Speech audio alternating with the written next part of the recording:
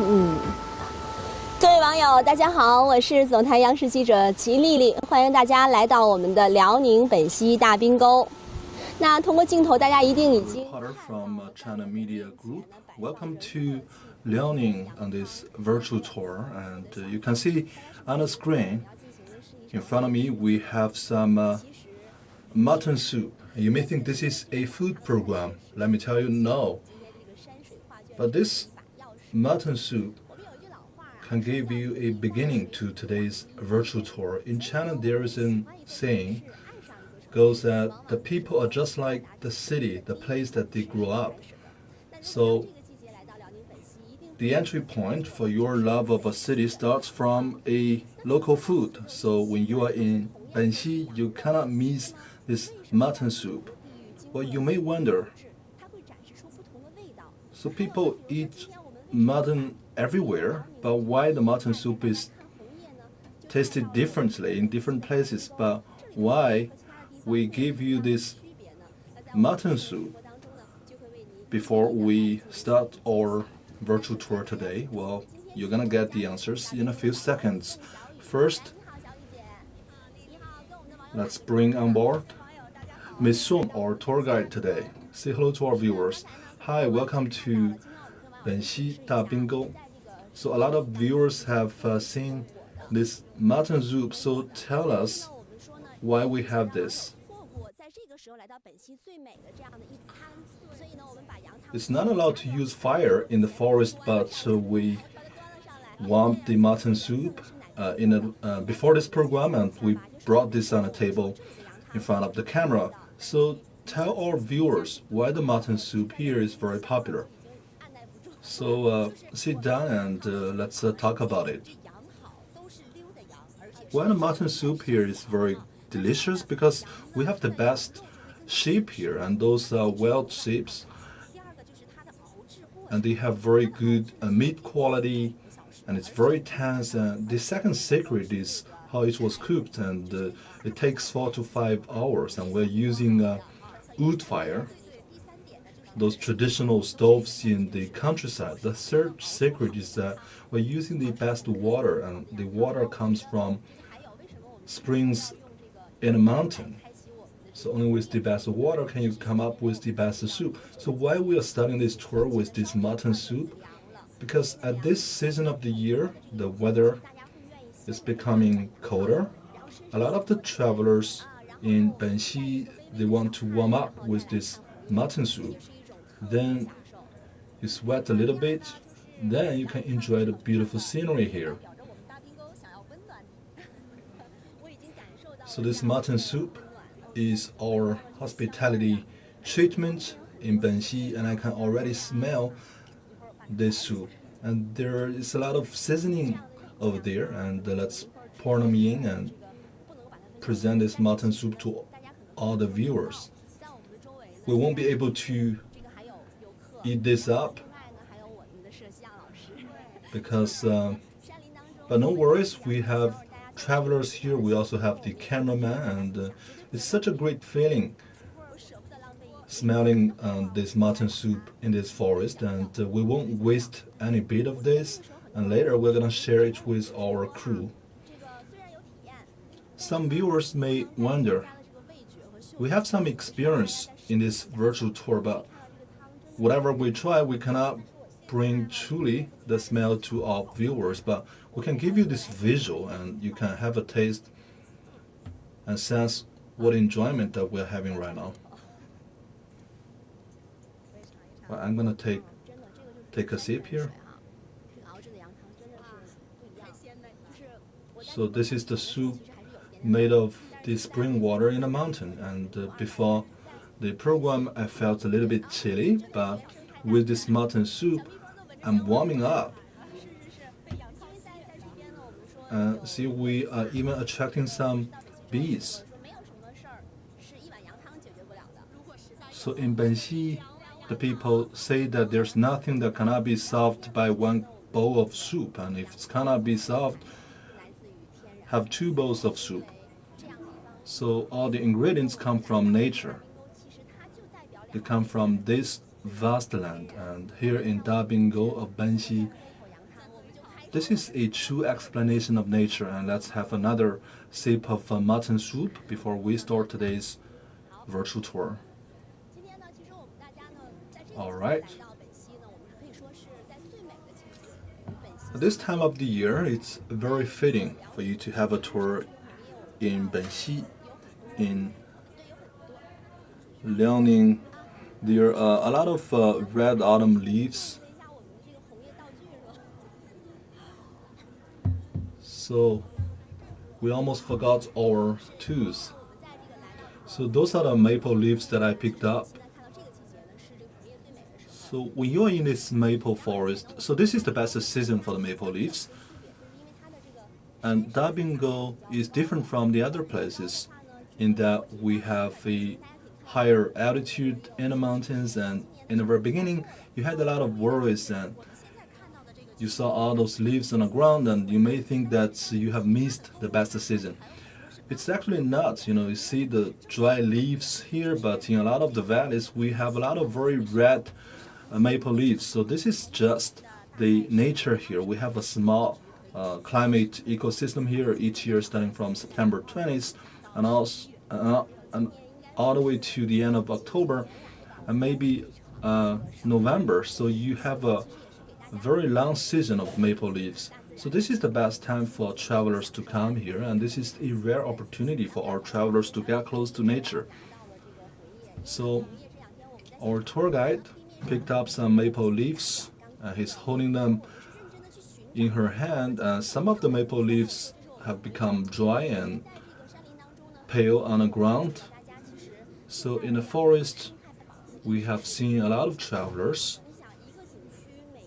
with greater awareness of ecological preservation, and each and every day at the tourist sites we attract a huge number of travelers. Today we have 4,000 maple leaves, and if each and every one of them picks up one maple leaf, it's a huge quantity. So it's a very polite behavior for you to simply pick up a maple leaf from the ground. So we give reminders to our travelers at places where people gather, and so tell us something about the maple leaf in your hand. What can you tell to our viewers? So how many angles does each maple leaf have? Well, my guess is 5. But if you ask me this question, let me tell you the answer is 6. Well, let me tell you the answer is never a even number, and we have 3, and 5, and 7. But in Dabing Valley, the most common is 11 angles, and the more the angles of the maple leaf, the more beautiful the shape is. And we even have maple leaves with 13 angles. So that is more like a fan. So you can take a look at this one. Let's have a count how many angles it has. Let's take a look at this smaller one.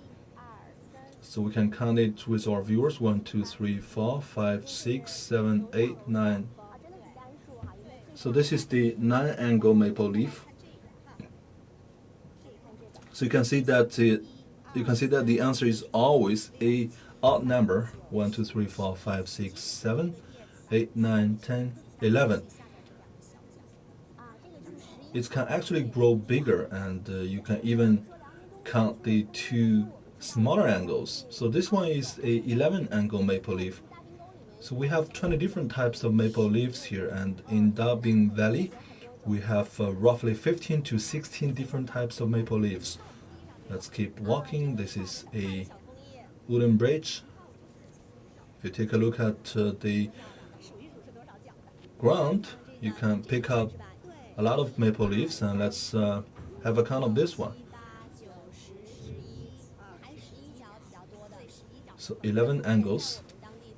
So this is the most common maple leaves here, but some even identified those with 13 maple angles. So let me tell our viewers that when I'm having a conversation with the tour guide, there are some knowledge points, and we may have a quiz which leads to a lucky draw, and you can see that this is the best season in this valley, and this will last till the end of October. So in today's program, if you participate in our interaction, you have the chance of winning 3 entrance tickets for free, which includes also a minibus tour in this tourist site. And so this is just one knowledge point. And next time we have a quiz, you have to, if you like, you can send us the answer in a comment area.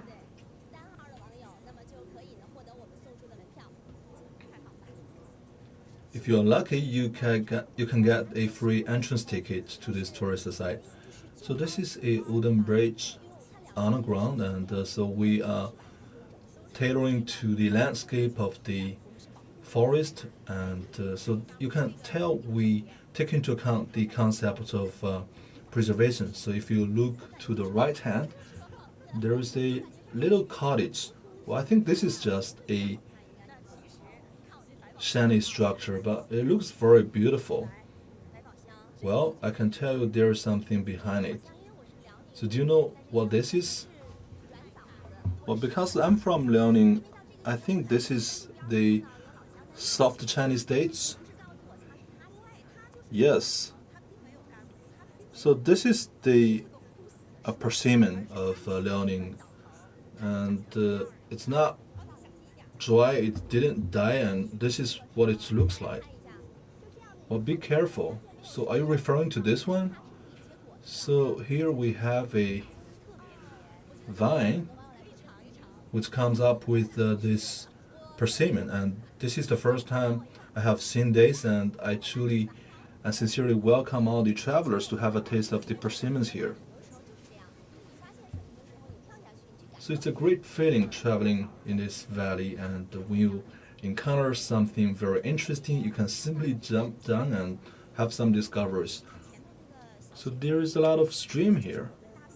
If you look ahead of us, there is a small waterfall, and those are the natural streams and rivers across the mountains. So this is the spring water of the mountains, and if you test the quality, it can even be drinkable, and it's even higher than that standard, and it flows all through the year, and it's very clean. So when our staff feel thirsty, they can simply pick up some water from the stream. Well, I should have brought the bowl for the mutton soup with me. No worries, we have a special place for people to have a taste of the spring water. Our viewers may have a question. So why it's very lush here in this valley? But actually it has nothing to do with ice. But in Dabing Valley, being in Chinese means ice. It has nothing to do with the name of this valley. So we have a plain area of 10 square kilometers, but 97% of the land is covered by forest. Why we're called the Big Ice Valley? Because we have a wonder of the world here. In summer, people can discover ice here, and in summer, if you come to the caves of the forest, you see a lot of ice, and people ask, did we simply put the ice from winter in the caves so that in summer we can present the visitors those ice? The answer is no. So the altitude is not very large, it's only 700 meters, but we have those streams flowing across the mountain every hour, every minute. So at the highest places we can have ice. In winter, the ice has a thickness of 5 meters, and the ice won't be able to melt until the next July. And last year, the last piece of ice that was melted took place in August. So this is a record. So in summer, if you come in June or July, you could discover some ice, and this can truly open your eyes, and you can see those very red mutton leaves, and you can also see ice in summer. And later I'm gonna show you some of the other features of this forest. So next summer, if you come, If you come in May or June, you will encounter some ice and you will see a lot of flower blossoms. So this is the soft persimmon. Yes, this is the larger one, and we also have many different fruits such as the hawthorns. So those are the fruits that were just picked from trees.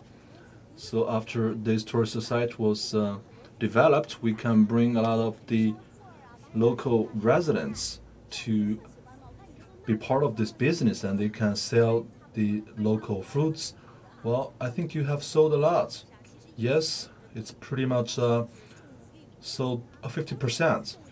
Traditionally, the local residents there, they grow maize and crops.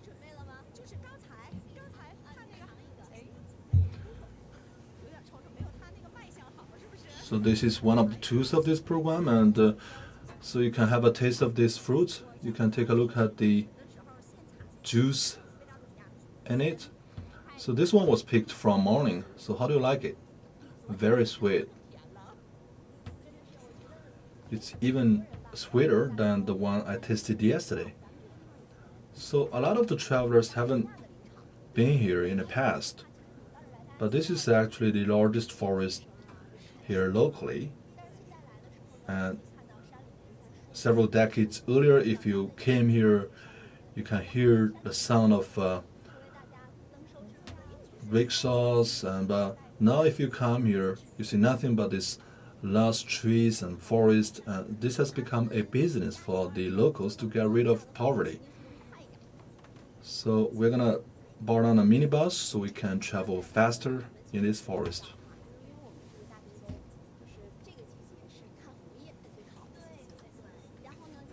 So as we have introduced, this is the best season for red maple leaves, but in this program we have some restrictions.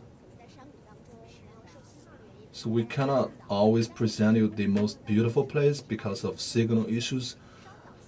But when we are broadcasting this program, you can also take a look at the footages that we made before this program, and you can have a taste how the scenery is like, and you can take a look at this. Here is the photos, and this is some scenery lines from the forest. We have a gallery here actually that shows you the maple leaves of different colors. There are red and yellow, so it's very beautiful, and the photo was actually taken from here, right on our left hand.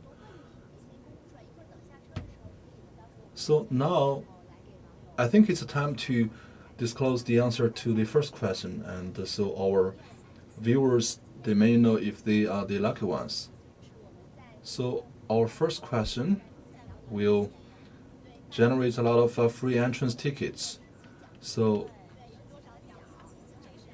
the question is, what is the maximum number of angles on the maple leaves discovered here? So we had some conversation about this question a while back, and if you are watching this program right now, you can leave your answer in the comment area.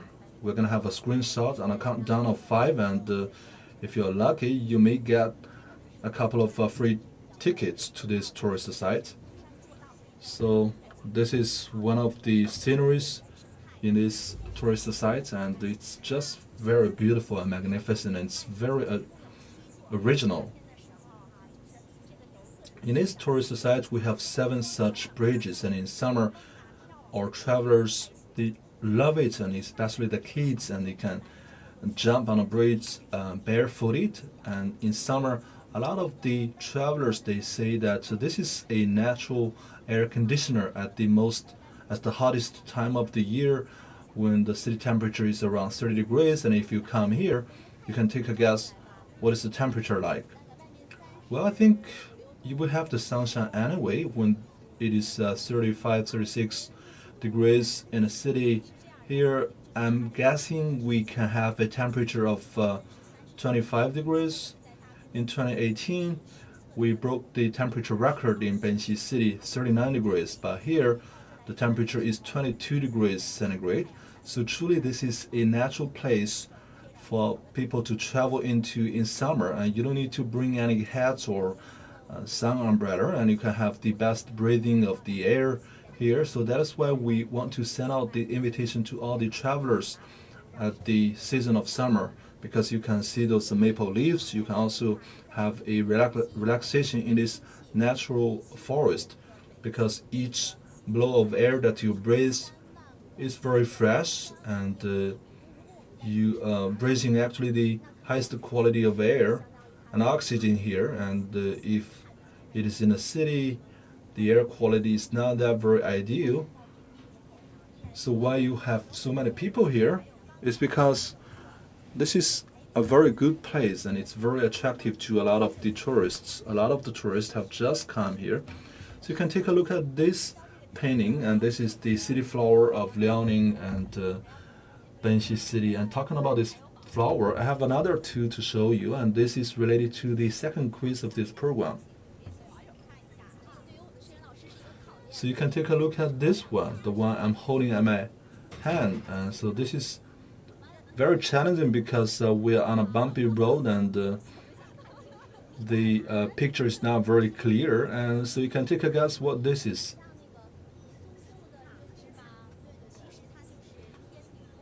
Well, it looks like the fruits of pine. It's actually not. It's the fruits of magnolia. I remember once visiting a valley, and I can smell the very thick magnolia flavor, and this is very similar to the flavor of some of the cosmetics. And I later learned that those cosmetics were actually using some of the elements of magnolia.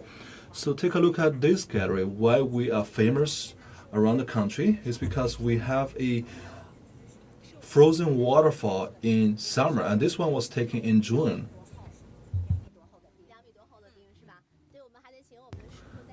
So this one was taken in June, and the thickness of the ice is 2 meters. So I would remind our driver to accelerate a little bit, because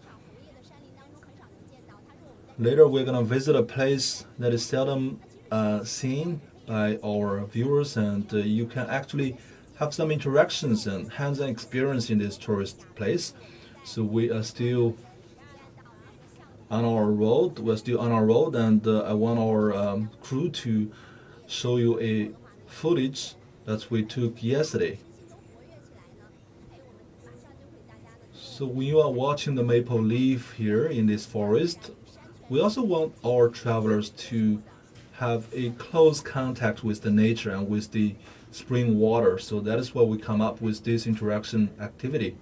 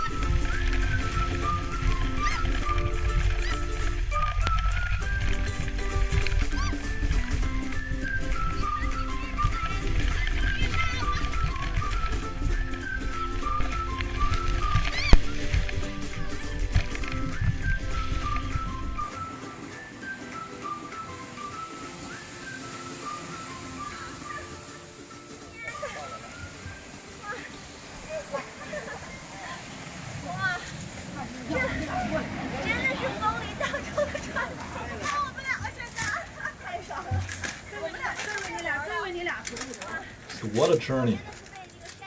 Fantastic. Well, I baptized with the spring water of the mountain. So this was the footage that we took from yesterday, and those screamings still linger on my mind. And so this is the water cable that we saw yesterday, and so this is also preserving all the trees here, and we did not chop off any tree in designing this water cable. So we are still broadcasting this live, and let's have a countdown of 6. In a countdown of 6, you're welcome to leave a comment and tell us the answer to the first question, and later we're gonna have a screenshot.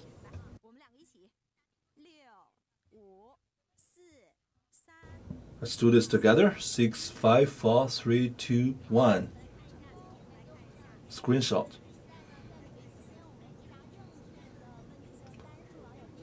So here you can take a look at those comments. The first one goes to 49122. We also have an English name starting with the letter M. I don't know how to pronounce it. So let's just call it M, and so you can take a look at this screenshot. So those 3 commentators, they will be receiving a entrance ticket to this tourist site. So now let's have the second quiz. We showed you a plant, the seeds of which resembles pine seed, and so what seed or what fruit is this? And let's have another countdown of 6. So in 6 seconds we're gonna have a screenshot, and those who stay on a screenshot will have a chance to receive 3 entrance tickets. So tell us the answer. So get ready. Or we can do this later. Well, I think the viewers are anxious, and we can do this now. 6, 5, 4, 3, 2, 1, screenshot. All right. So it's a magnolia flower. Well, the first answer is clearly wrong, and it says, I don't know. And so we have many different types of answers, and some even say it's a maple leaf. So let's announce the winners. So our viewers, they have very interesting friends. And one is named the girlfriend of Uning. So those viewers, be alerted, be notified that you can send a private message to our editor.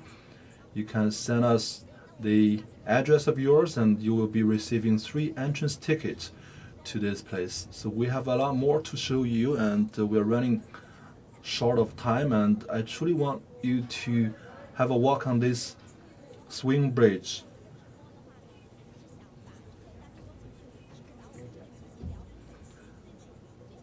So I truly want to show you all the interesting places of this Dabing Valley. When we are recommending this place to our travelers, we hope that the locals can present the best that this place could possibly offer. Traditionally, the locals here, they believe that they can only chop off the trees to get rich, but now the concept has changed. Those tree choppers and carpenters, they have become protectors of the forest. So what you now see on the screen is the speed cables. So I want to use this part as the ending element of this program for this section. And so a lot of the places chopped off have been well preserved and protected on the later stages. So we renovated this place as an experience center where the travelers can have a close contact with nature. we want to show our visitors how we are preserving the nature. All right, now let's have a close contact with nature. So you can see some of the tourists have already started this experience. I told you that we have not just very beautiful sceneries to see, but also very good activities to experience. And later, we're gonna get on board this cable car and have a close contact with the nature. And I truly hope that a lot of the viewers can fall in love with this natural beauty, so that this natural beauty can become a channel for the locals to get rid of poverty.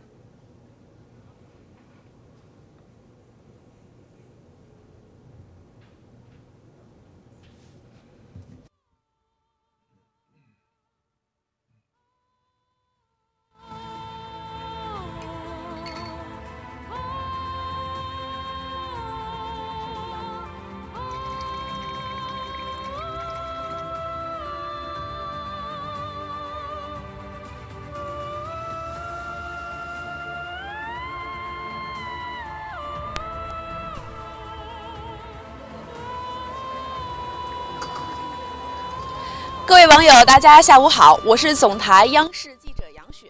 云游辽宁呢，第二站我们来到了。Dear viewers, my name is Yang Xue, a reporter from China Media Group. The second stop of the virtual tour in Liaoning will bring you to the forbidden city of Shenyang. And so this forbidden city has the history of 400 years, and it's one of the only two preserved ancient architecture complexes, and so it has very high value in terms of history and culture. And we are pretty close to the closing time, and it's only half an hour left. And so in a just concluded National Day holiday, this place has attracted travelers from all across the country, totaling altogether 180,000. So truly this is a place of tourist attraction, and we had in place a real name preservation mechanism, and each and every day we only allow 24,000 people. So this can allow us to have a protection against the virus and also truly enjoy this beautiful place.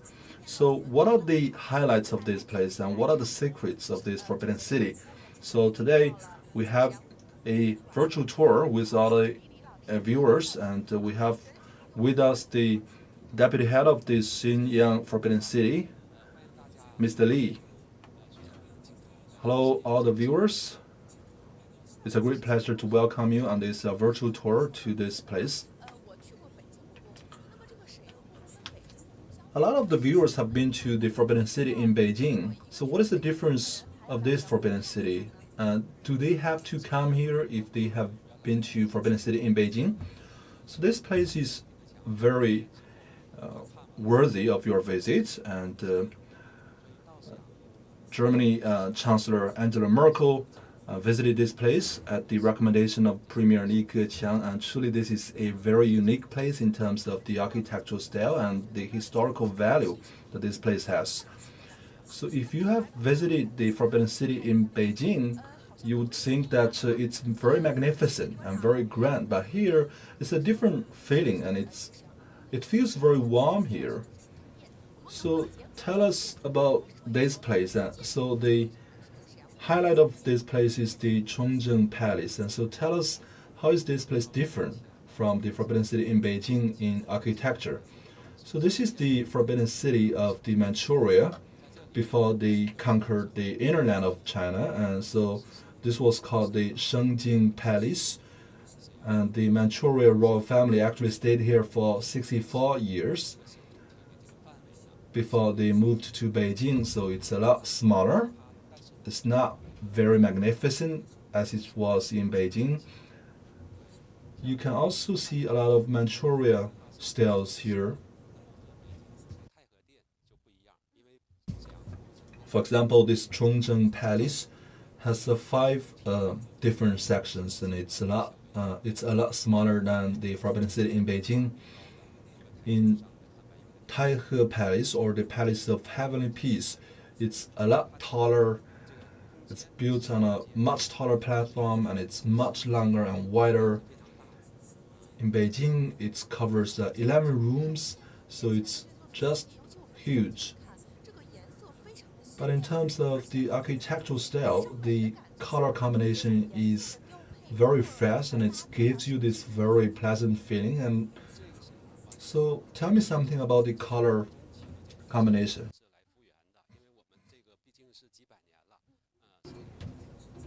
So we are actually renovating this place on a later date, and because this place has existed for hundreds of years, we actually renovated this place according to its traditional styles. And after the renovation, we presented the traditional style of this place. That was a time of the medium period of the Qing dynasty, and you can see there are some very unique features. The Forbidden City in Beijing was built 700 years ago, and the Chongzheng Palace is the most important palace of this Forbidden City.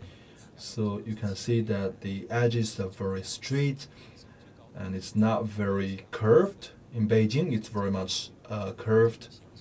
So the Chongzheng Palace in Shenyang Forbidden City is at a lower rank, but it has its own unique features, and you can see the columns. You can take a look at the columns of this palace. So what are the features? I can see a lot of different colors. So because Manchuria was a ethnic minority at the time, and it favors a lot of those very heavy colors. It favors red, yellow, and blue, and so this is also reflected in architecture. In Chongzheng Palace, at the wooden board that is hanging at the very center, it's using a lot of very heavy colors and many different color combinations. If you look at the column in Beijing, we have a very thick and very big horizontal column, but here it's featuring a dragon sculpture.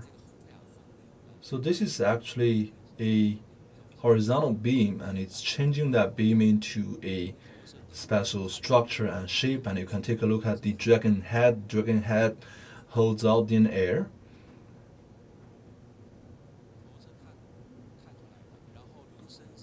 It actually exerts as a support to the roof, and the body of the dragon is the horizontal beam, and so the tail of the dragon is actually hidden within the building. So actually it's functional, and it's the horizontal beam of the house, and it's serving as the roof. And so they just inscribed the front part into a dragon head, and it seems that the dragon head is supporting the roof, and they also painted many different colors on a head, and it's very fresh and it's very attractive and magnificent. So the Forbidden City in Shenyang is also an example of the mingling of different ethnic groups in Qing dynasty. And as you might know, that the Manchuria royal family actually has borrowed a lot of the elements from other ethnic groups. So this is a place that represents the collision of different cultures, of different ethnic groups. So truly this is a place that has reflected the culture of different nationalities. So we talked a little bit about the horizontal beam, and from this angle you can see also very clearly it's not just a horizontal beam, it's not just a dragon head, and it's exerting a special function. So it's both beautiful and also practical. Most of the tiles in this Forbidden City are in the yellow color, but they have a green colored edge.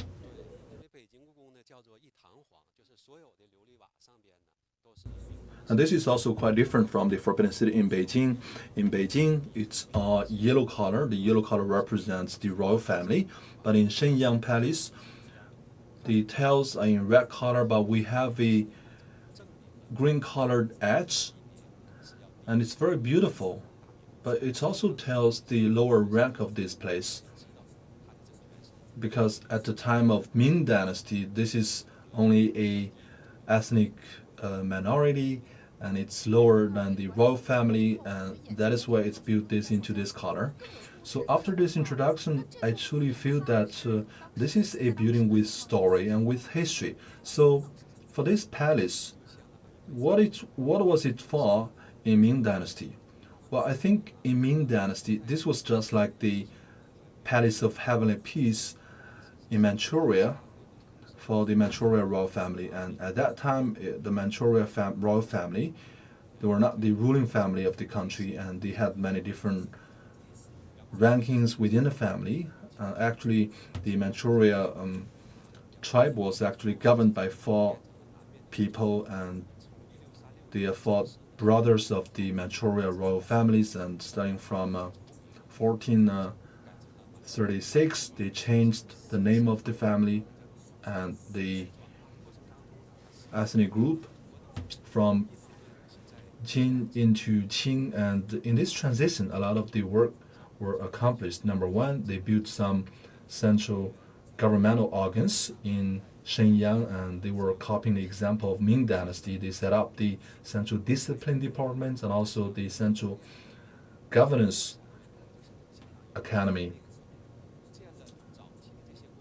So they built the Parliament of Manchuria also in the city. After completing all those organs in Manchuria, they had a very effective governance of this place. And after Manchuria conquered the whole China, they immediately have very effective control over the country. Part of the reason is that they had very well and very good preparations before that, because they have this governance structure and structure of the government well before they conquered the inner land. So we actually walked out from the Chongzhen Palace, and right now in front of our eyes we have a very beautiful palace. With my knowledge I gained in advance, this is called the Peacock Building or Feng Huang Palace. So it naturally gives you a very pleasant feeling. Why this tower is so high? Why this building rose into the air? So why they built it so high? So this is a very good question, and this is one of the features of the Shenyang Palace. So the towers, they are much higher than the palaces, and this is totally contrary to the combination in Beijing. And in Beijing, those palaces for administrative purposes, they are built much higher. And if you look at the royal houses where the royal family lived, those buildings were much smaller. But here it's totally the opposite. Why they build it this way? Well, this has a lot to do with the living features and conditions of the Manchuria tribe. And traditionally, the Manchurians, they lived on mountains, and they were fighting those different tribes and those wild animals, and so they tend to build their homes on a very high platform or at a very high place, so they can have a very good view of their surrounding environment and they can best protect themselves. If you look at all the royal families of Manchuria hundreds of years ago, all those houses were built on mountains and or on very high places, and when they moved to Shenyang, they just copied and inherited this ancient style, and that's why they built this very high platform. So what is this building for? And it's very beautiful and it's very elegant actually. So we have 3 floors on this building, and so we have the bedroom of the royal family, and this is resembling the style of the Forbidden City in Beijing. So the emperor can handle state affairs at the front part of the palace, and now at the back part of the palace, it's just his personal living area. The threshold is very tall, and why is it designed like this? Well, this is serving as a defense function, and when you close the door, there's no way that the invaders could come in. So the Feng Huang Palace is for entertainment purposes, for living purposes. Well, according to history books, when this building was completed, the Taiji emperor would have big dinners and parties here with his brothers and with his concubines, and he also do some reading and do some entertainment here. So this is like his living area. So in the past, this was a very tall building because there were no high skyscrapers at the time. So in the past, it is the highest building in Shenyang City. So after passing the Fenghuang Tower, you are now here in this courtyard. So this is like the living area or the logistic area of the palace. So we have this courtyard, but we have a pole here. So what is the pole for? At the family of ordinary people, there is no such pole. So this has relations to the Saman religion of the northern tribes. So when they organize some sacrifice ceremonies, they would hoist a flag at the very top of this pole. We have a bowl and in which we can put in those grains and fruits.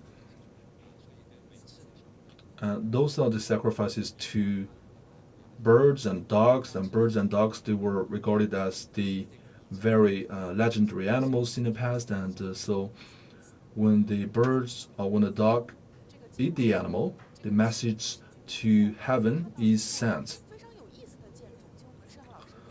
So right now in front of our eyes, we have one very interesting building. And so right now you can see this building. You can see that the most striking feature is that it has very big windows with very big openings. And secondly, the door is not designed in the center, in the middle. So this building is quite different. So why is that? And why is that designed this way? So this is the Qingning Palace. Well, this is like the royal palace, the royal bedroom of the family, and the bedroom is very small. And so it was here in 1336. The emperor of Manchuria named 5 wives. So by appointing different wives and concubines at different ranks, it has actually built a system at the royal family. So the Manchuria emperor actually borrowed the experience from the Ming dynasty, and it's actually has established the royal family system. So I think we can regard this as the main bedroom of the royal family. Yes, so this is what we call a parquet house. In northeastern part of China, when we enter winter, it's freezing cold, and so that is why we build the bedroom very small. The smaller it is, the warmer it becomes. So that is why people tend to have those very small bedrooms. The same goes to the royal family. And in front of the courtyard, we have some places for sacrifice ceremonies. And inside this house, we actually have those barricades separating this big palace into smaller parts. And you can take a look inside, and the bedroom is actually very small, and it's located at one corner.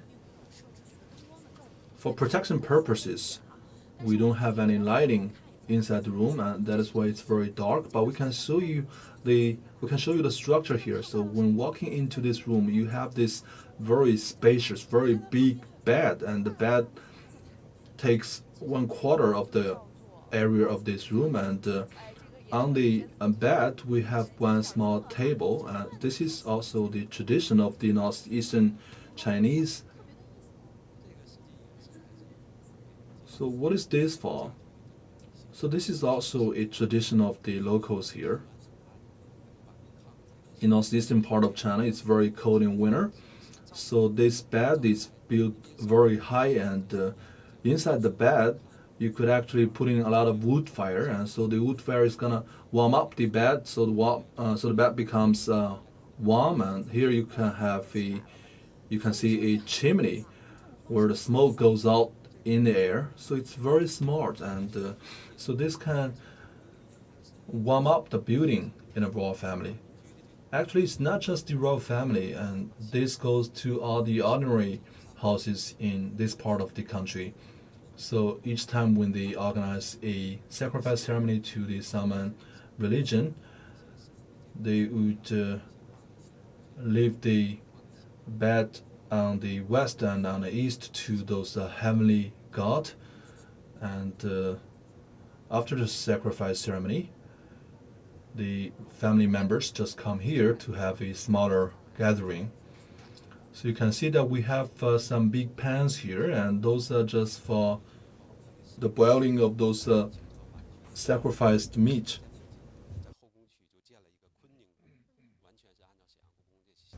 After they conquered the inner land, they brought this tradition to Beijing, and that is why in Kunming Palace of Summer Palace in Beijing, you can still see this.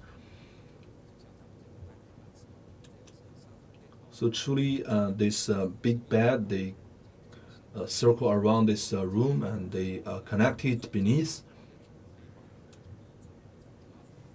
So traditionally at those sacrifice ceremonies, they used pork to serve the heavenly god. So I don't know if you have watched enough, because we are just following one route of this palace, and we don't have time to cover all those different places. Later now we're gonna show you a footage to show you the beautiful pictures that we have taken a couple of days ago, so you can have a comprehensive taste of this Shenyang Palace. You can have a taste of the culture and architectural styles in Shenyang Palace, and just enjoy the beauty and charm of this palace. So standing at the very center of this courtyard, and you're having a dialogue through time and space. And after listening to those stories from the past, you gain knowledge in history and culture. And truly, this is the palace with stories. And the palace we are at right now, what's its name? So this is the Five Concubine Palace. The people who lived here were very important. It's the Xiaozhuang Empress Dowager. So she's very important figure in history, and it's also the place where Emperor Shunzhi was born, and so this is actually the third emperor of Qing dynasty. In 1613, when the late emperor died in a power struggle, the smaller son, the youngest son of the father, stood out, and because of that, the youngest son's mother, Xiaozhuang, became the Empress Dowager, and the Dowager played a very important role in protecting the youngest son, who is the emperor, and so she's the very first dowager in Qing dynasty, which played a very significant role in history. So let's talk about this. So what is this? This is another bed? Yes, this is another bedroom, and in northeastern part of China, you have to use this wood fire to warm up the bed, and so this is how people warm up their bed. And they can put in some wood fire, and the smoke is transmitted out through this chimney, and the smoke actually goes around the different corners of this room, and at all the edges and corners of the room you can see those beds. So imagine how those people lived. They just moved from the mountains, they just moved into cities, and traditionally they had a lot of wood fire or firewood in a forest, and when they moved into cities they still inherited this ancient living style. So this structure of bedroom was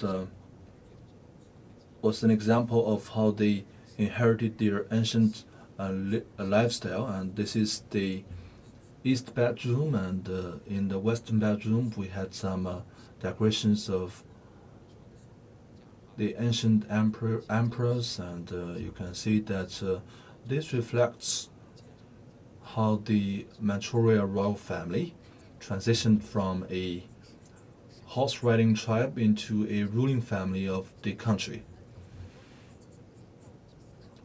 It's very interesting to dig into the history of the Manchuria, and here you can see we have one very strange phenomenon, and here you can see a basket that is hanging in the air. So why they hang the basket in the air? So what is the story behind this?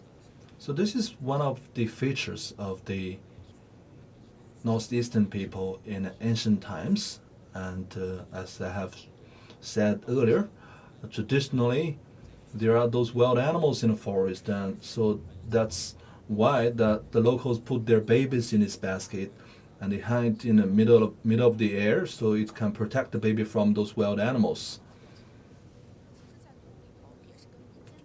So this is where they put the babies, and this is like the ancient baby buggy within the bedroom. And so a lot of the structures and styles in the bedroom of the royal family was actually a result of the traditional living styles of the Manchuria family.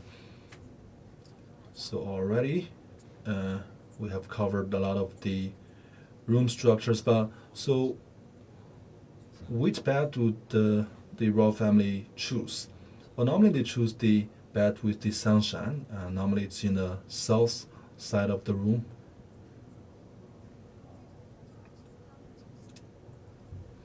So tell us what this is for. Well, this is very cute. So what is this for?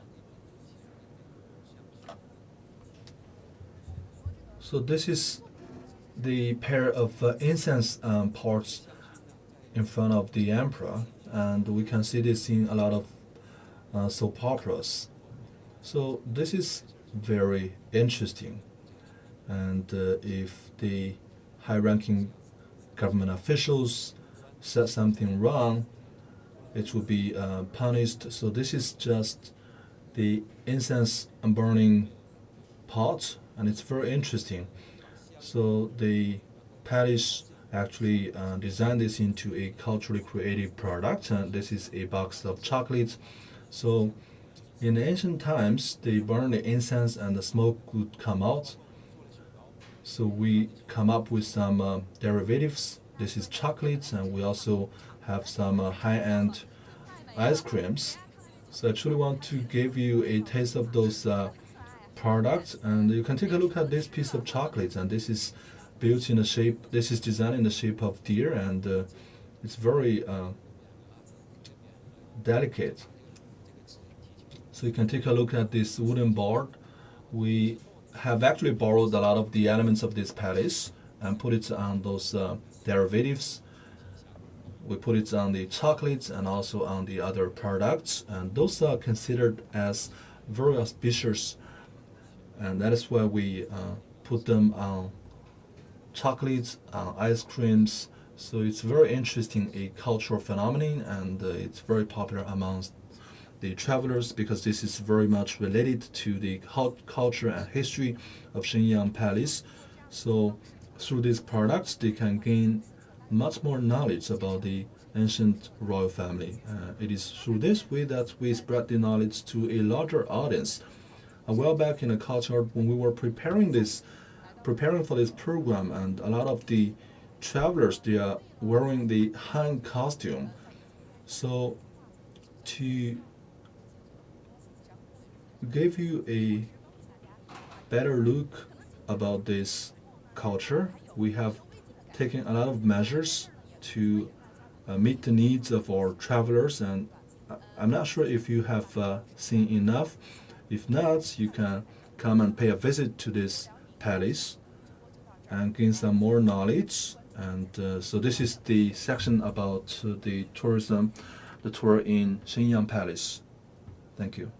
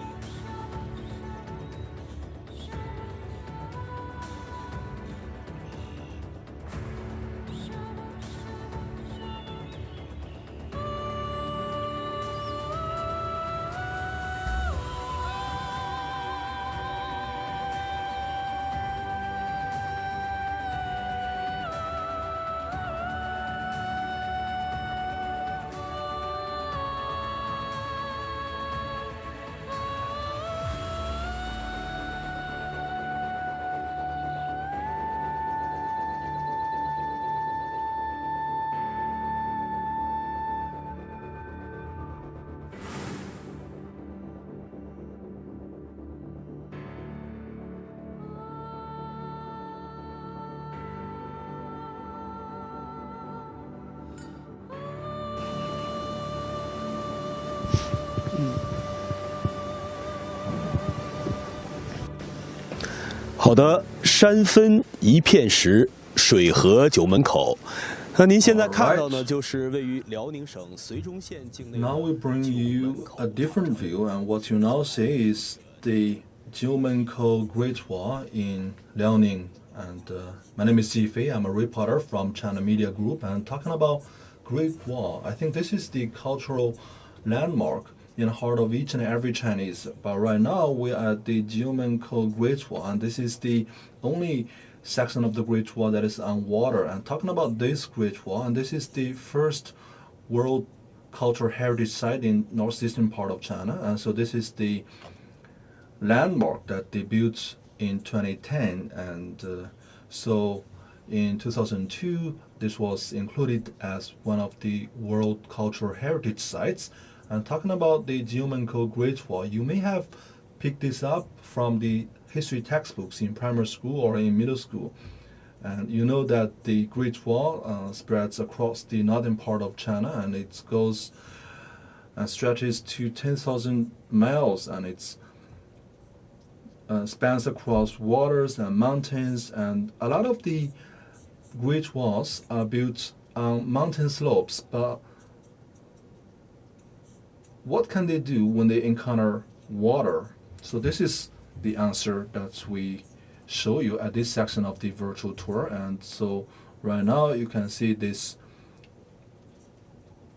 9-bridge hole Great Wall, or in Chinese, Jiumenkou Great Wall, and you can see that there are different bridge holes where the water can flow across. And below the bridge you see this vast river, and this is called the Jiujiang River. This river is actually made of the mountain streams and rivers nearby, and so this Jiujiang River and passes through the river bridges of this Great Wall. We have with us a director, Zhou Fuhan, of this tourist site, and so Mr. Zhou has the best knowledge about this section of the Great Wall, and I know that you have been living here for 30 years. Yes, I studied my work 30 years ago, and I have been with this Great Wall for 30 years. So the most striking feature is that you have the water flowing beneath the bridge, and you have this bridge connecting the sections of the Great Wall. So in October, so this is not the flood season of the river. Exactly. But why people build a bridge on this water? So this is the most striking feature of this section of the Great Wall, and you can take a look at this bridge. We have a stone board, and which reads as one stone Great Wall, and this is the name of this place in the past, and so this is one very important garrison in Ming Dynasty. So we know that this is built in the Hongwu years of Ming Dynasty in 1381, and to this day it has a history of 600 years. So you can see that this Yipian Shiguan, this is the name of the place in ancient times, and the Yipian Shi, this is the name of the ancient garrison gate. So from history books, you may have encountered this name, and you may wonder, where is this place in China? And from the word itself, you may believe that this is simply a mountain slope or a river. But when in ancient times, when people fight in a battlefield, you do not believe that this is a very large place. Well, I have to tell you that in 1644, when Wu Sangui came here, there was a very big battle in this place, and a lot of the people believe that this is in a different place. But the locals know that this is actually some rocks on a. This is about some rocks in a river, and this is the place where the battlefield was in ancient times. So that is why the locals at the time called this place Yipian Shi, which literally means a big batch of rocks. So you can follow my direction, follow the direction that I'm pointing to, and you can see right on the screen. So we are very close to this part of the place. You can see what is beneath the water surface, and this is the actual place of Yipian Shi. So it's about 5 o'clock in the afternoon, and at this time of the year in autumn, this is the best season for scenery sightseeing. Yes, this is golden autumn. You can see the ripe fruits on the trees and the very red and green leaves of the trees, and you can see this is apple tree, and soon the locals will harvest the apples. Truly, this is the season of harvest, and it's such a great pleasure coming to the foot of the mountains with great walls at this time of the year. And we are now nearby this Yipian Shi, and I think that the historians must spend a lot of time identifying or looking for this place. And so right now you can see those Yipian Shi, or this huge batch of rocks. So this is actually made up of 1,200 different rocks. It actually covers 70,700 square meters, and this is man-made on this riverbed, and you can see very clearly what it looks like.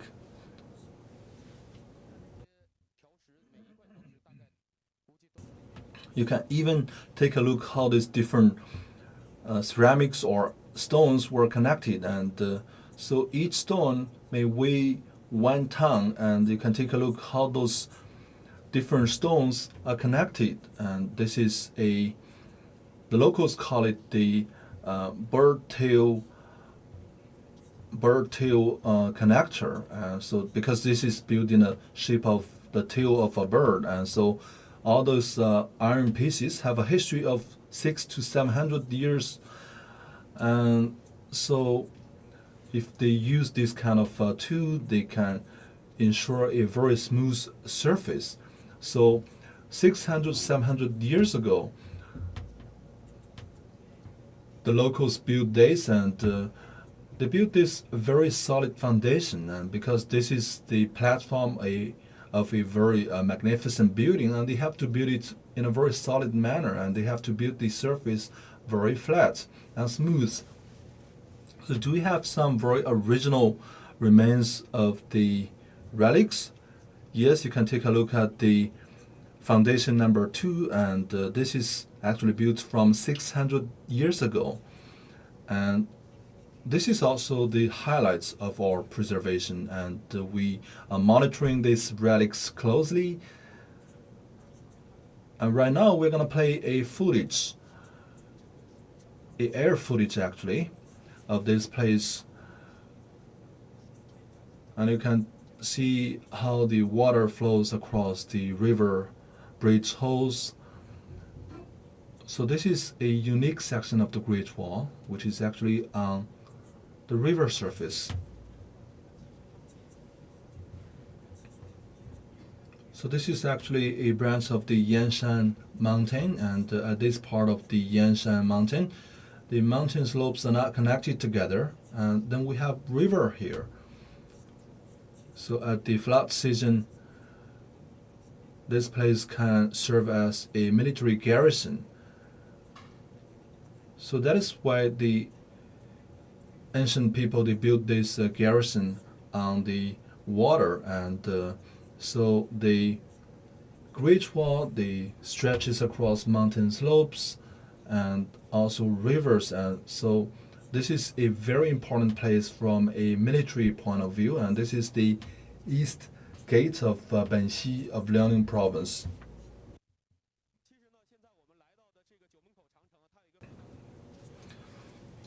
So we are now at the Jiumenkou Great Wall section, and this is located at a very important place. And this is actually the bordering area between Liaoning and Hebei province. And if you pass this bridge hole, you can see that in the past there is this very thick garrison gate, and now the gate is not here, but we still have the horizontal beams of the gate. And so traditionally the gate is attached to the wall, but here in Jiumenkou, the door actually opens to the outer direction. Why? Because when there is a flood, the flood comes from that direction. So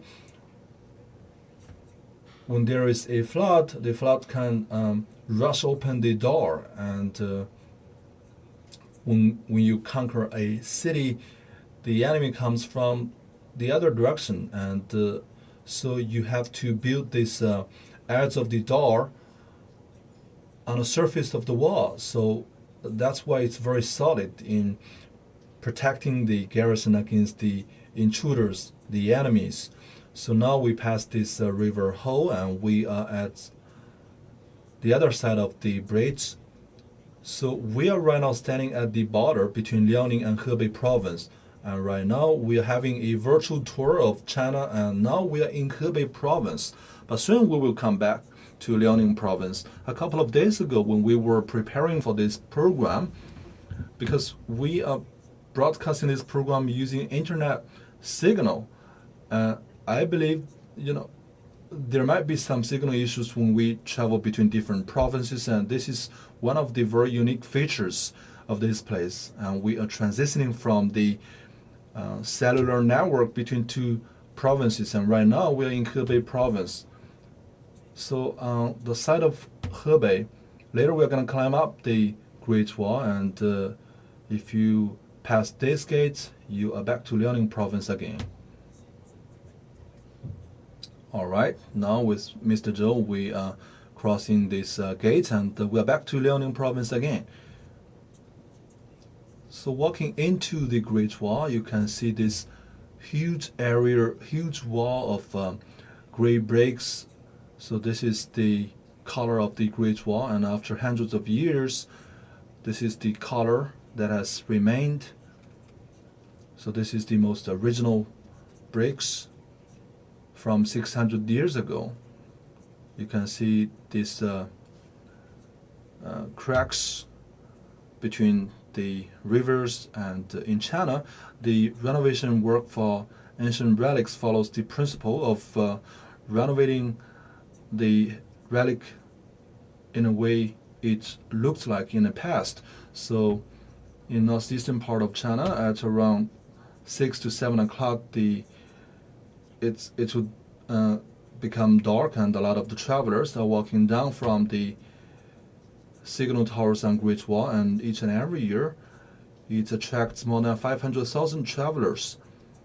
And you mentioned this principle in renovating those ancient relics, and in 1984 we had a slogan of love China and repair the Great Walls. So it was a nationwide project at the time, and now we are walking to the top of the Great Wall, and from the river surface you may think that the Great Wall is very magnificent, but when you're actually in a Great Wall you think this is very wide.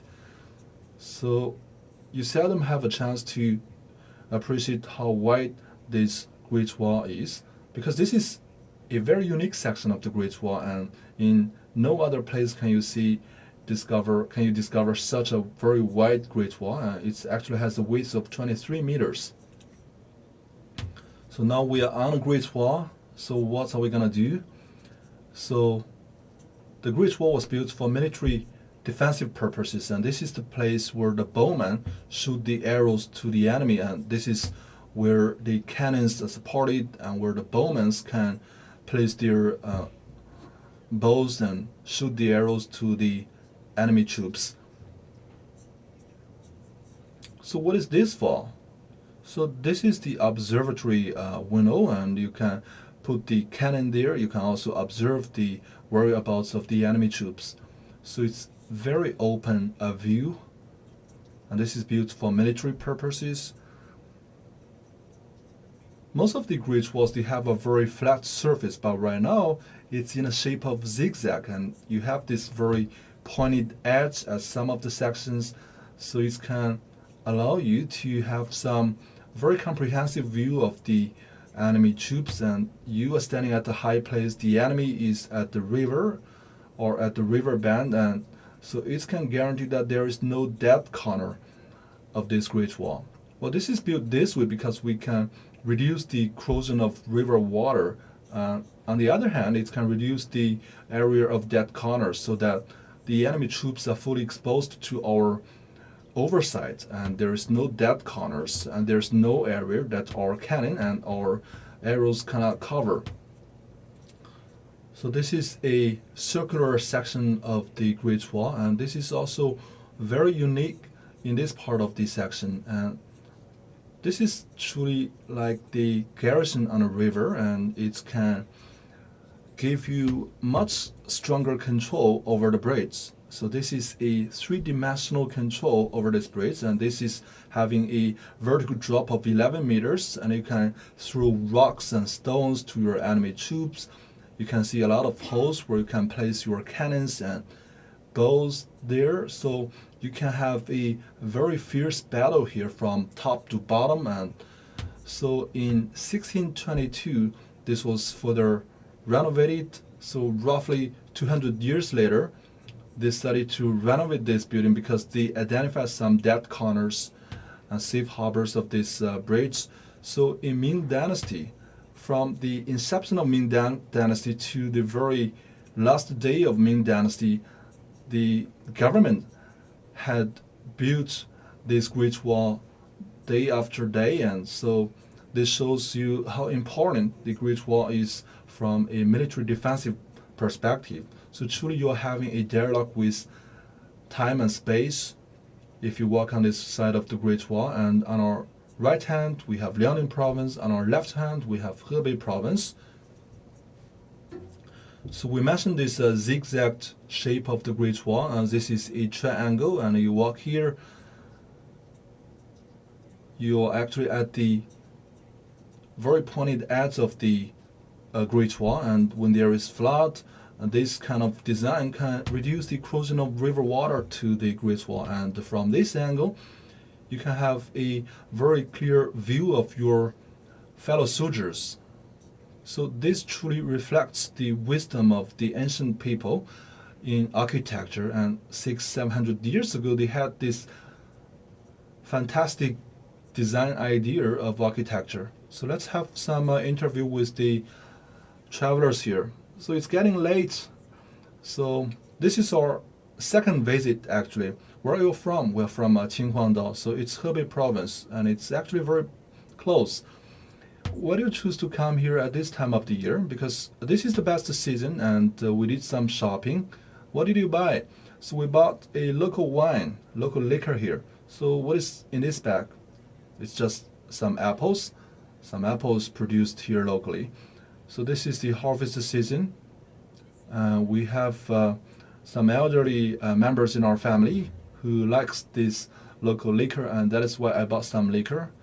And Qinhuangdao is also pretty close to this place, and we have to visit a friend, so I just bought some apples for her. So Hebei and Liaoning, the neighboring provinces, the two travelers that we interviewed just now, they are actually from Hebei province. So on this section of the Great Wall, from our angle, from right to left, there is a leaning angle of this Great Wall. Why is it designed this way? Well, this is designed for drainage purposes. So why we have to unleash the water to this direction? Well, this is a very ancient philosophy of architecture. If you have water, you cannot water the field of your enemy. So we have some gutters here. If you follow the gutter to this section of the garrison, we have a drainage hole, and the water is going to flow into the inner side of the city. So as introduced by our expert, the good water will not flow into the land of our enemies. So you can see that the water here actually flows into the inner city. And so when your city is surrounded or ambushed by your enemy, water is actually a very important resource. So you have to have this water even when a city is circled up by your enemy.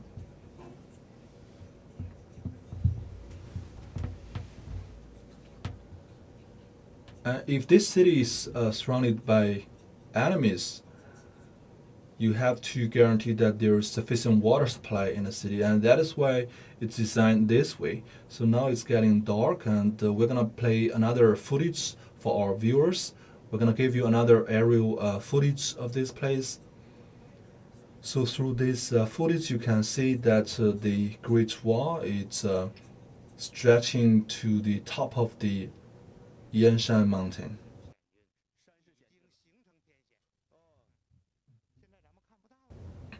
So we're using the mountain slopes, we're leveraging the landscape of the mountains. So truly this is a very delicate and meticulous design in terms of military defensive purposes. And so the Great Wall, it goes across the mountains, and it follows the zigzag of the mountain slopes, and it's truly very risky to climb up here, and truly it's a greater risk for the enemies. And so we have to talk about Wusangun and Duergun. So the enemies who ride on horsebacks, so when they encounter the Great Wall, their military advantage suddenly vanished. So through the footage you can take a taste of the magnificence of this building. And although we have no great walls at the very top of the mountain, but we have some garrison sites, and our soldiers, they can station there and have a effective guarding of the city. So you can see that the shape of the Great Wall actually makes the best use of the mountain slopes. So on two sides we have mountains, on top of which we have the Great Walls with those military garrisons and signal towers, and at the top of the river we have this bridge, we have this water Great Wall section that is connecting the Great Walls on both sides together. So we have those garrisons and those holes where we can place the cannons and also the bowmen. So tell me, what is this tower called? So this is actually called the observatory deck.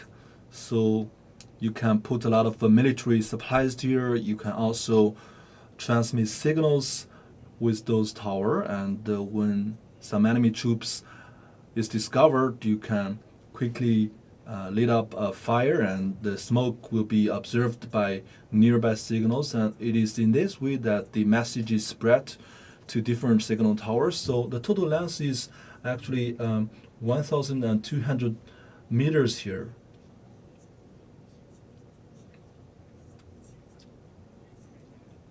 I had a problem distinguishing the observatory tower and the signal tower. So tell me the difference. So you can take a look at this building at the top of the mountain. So this was from 600 years ago, and this is the signal tower. So we have to use those soft ladders to climb on top of this tower. This is an independent observatory deck. So this is the ancient signal tower, and it's not connected to the Great Wall. Actually, it's independent from the Great Wall.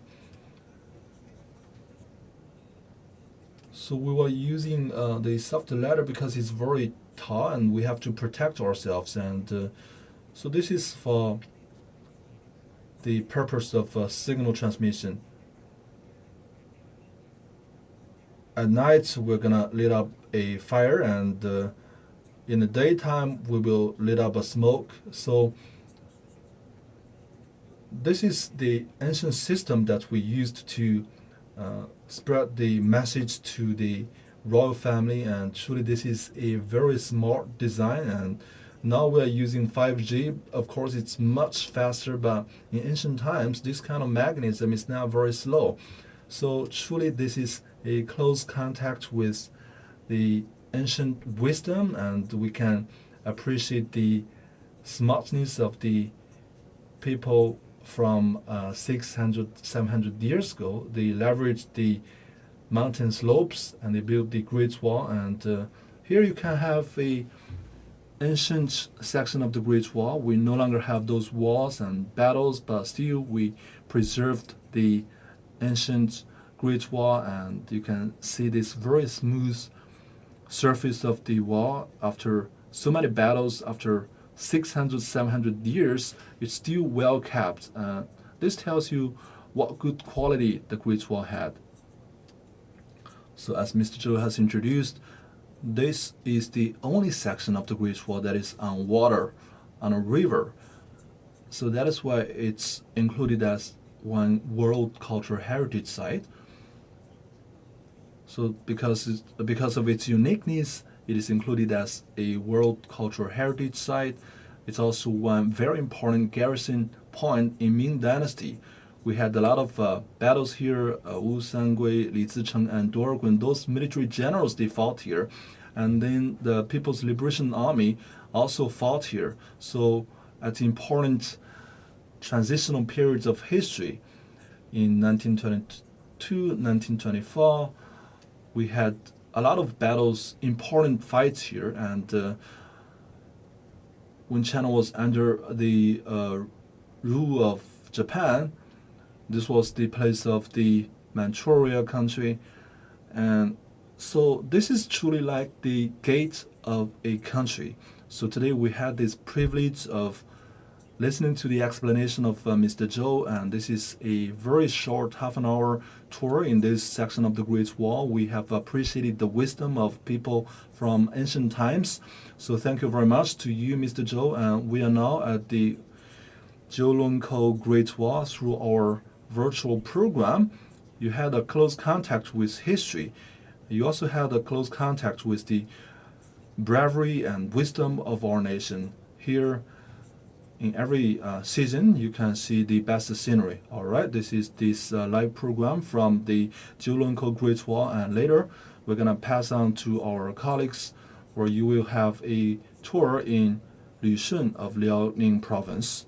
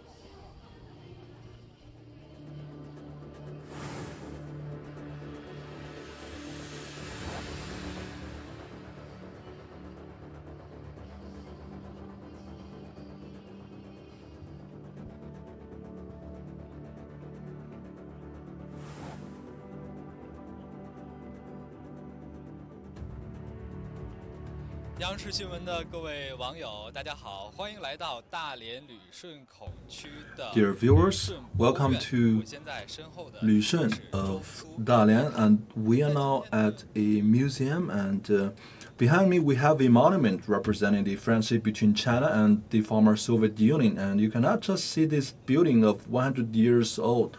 You can also take a taste of the non-tangible cultural heritages of the local food, and let me bring our guest today, and we have two guests in this program, and the first guest is Mr. Wu. Say hello to our viewers. Good afternoon, all the viewers. So tell us about this monument.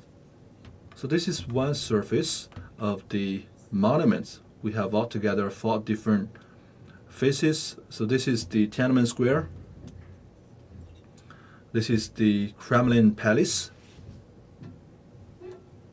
Here we have peony flower. So we have those inscriptions on 4 sides of this monument. Let's walk to this side, and this is the first agricultural farm, mechanic farm in Heilongjiang, which was supported by the former Soviet Union, and this is the Victory Tower. On this side, you can take a guess, what is this inscription? So tell us the history of this friendship monument. So this is the picture that shows how it looks like when it was built. It was in 1957, and it was actually observed by Premier Zhou Enlai and General Zhu De. So the tower had a height of 22.2 meters, and it's built in a rectangular shape, and this building right in front of us is Liaoning Museum. So they are located at the central axis of Liaoning, and here we have the command center of Guangdong. We have the Friendship Monument, and then right in front of us we have the Liaoning Museum. So on the square we have some students drawing pictures. So this is a very important base for revolutionary history education. Those are the 3 major buildings, and we also have some ancient trees. This is the best season with the best scenery, so the students can practice their painting skills, and each and every year this place attracts a huge number of local art students. So can I ask you what you are drawing? This is ink painting. Do you often come here to practice drawing? Yes, there are a lot of activities of this kind organized. So how do you like this place? It's just beautiful in autumn. This is also a place of profound culture. All right. Thank you very much. So in addition to those students who are painting the monument of friendship, there are students painting the Liaoning Museum. Well, let's come to this side of the crowd. The architectural style of Liaoning Museum is very sophisticated, and it combines many different elements and styles. So Liaoning Museum is one of the earliest museums in China's northeast. This is a balanced style. You can see this Oriental style and also this Western architectural style at the bottom. You can see these columns, and at the entrance you can see the name of the museum written by Guo Moruo.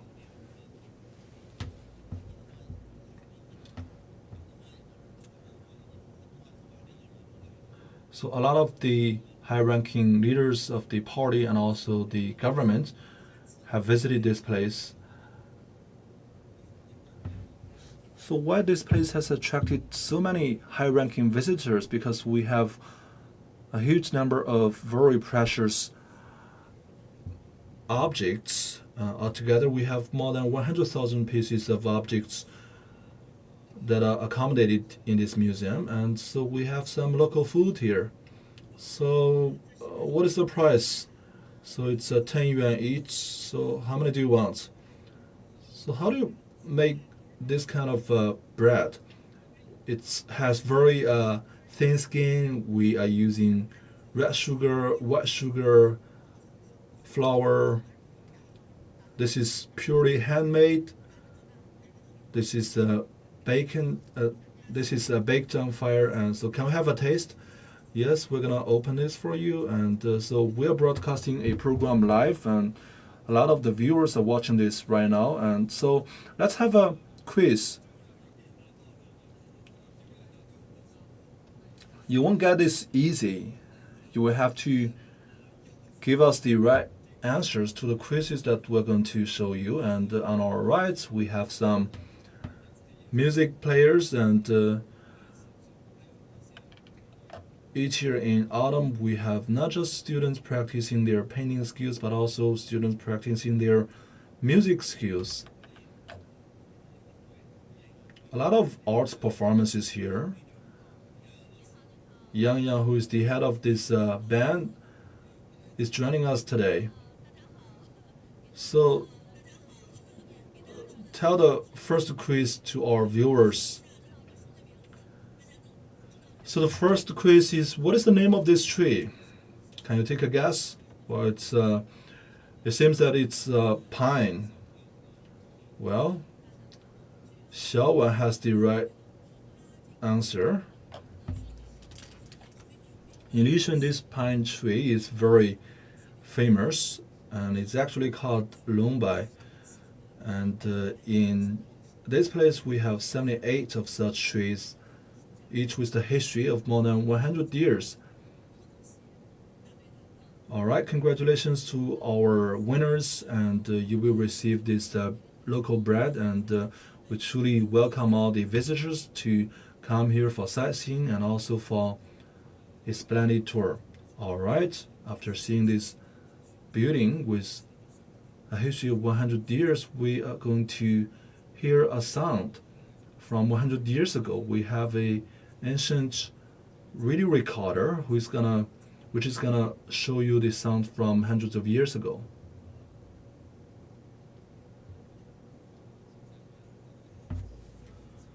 So I'm holding a piece of the local bread in my hand, and it's a lot lighter than I expected. Well, this one actually has a history of 140 years. So tell me about the history here.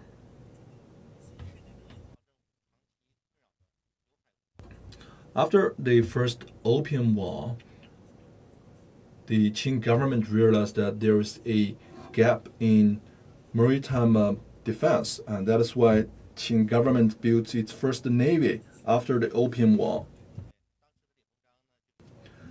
Then the question came that we have to maintain and repair some of the navy ships, and that is why Li Hongzhang spent roughly 10 years, built a ship plant and ship factory, and in 1894 the first Chinese-Japanese War broke out.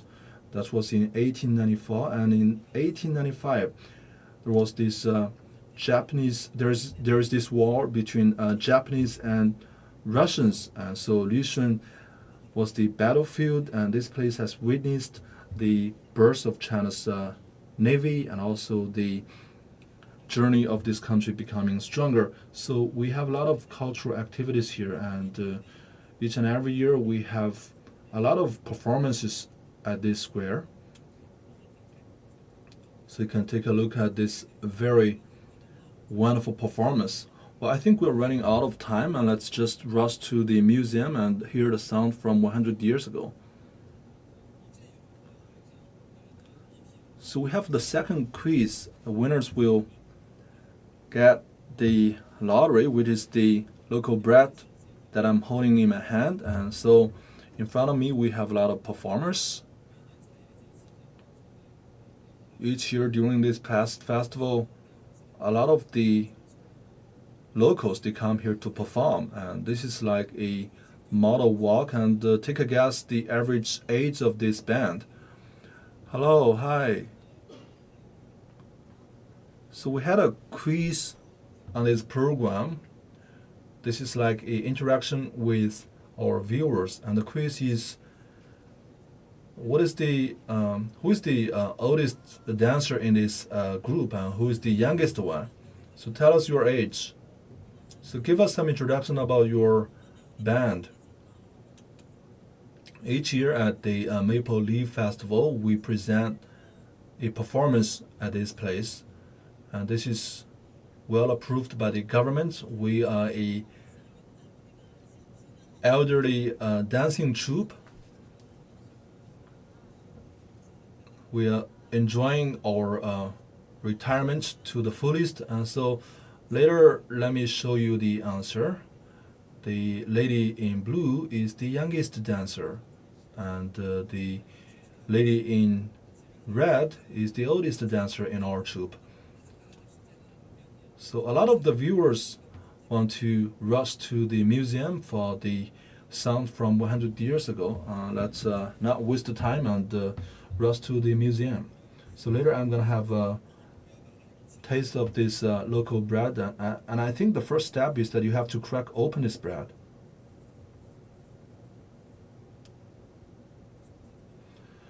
So later we're gonna walk into the phonograph museum, which is not far away.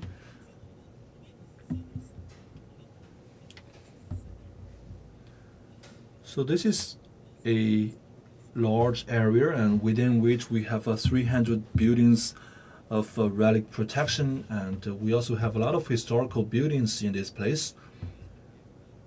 And these historical buildings, they get along very well with the local scenery. So this is the colorful leaf street. We also have a cherry blossom street. This is actually the largest base of cherry flowers in China.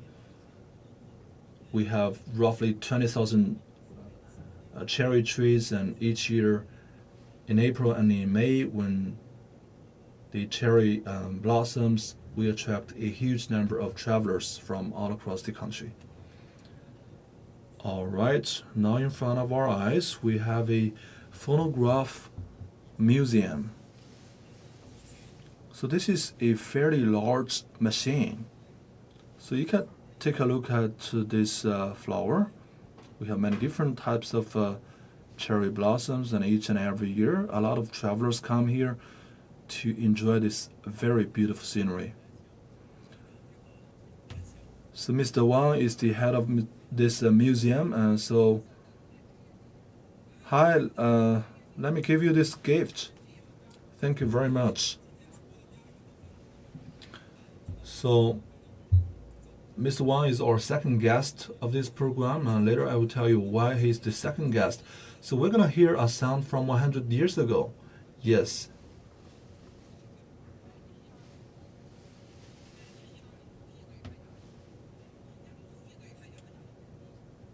So this is the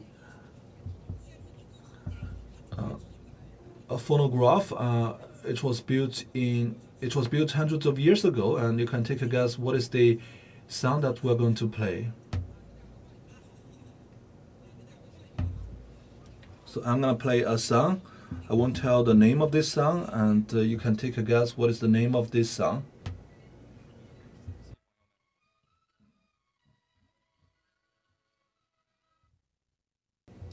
Well, does this sound familiar?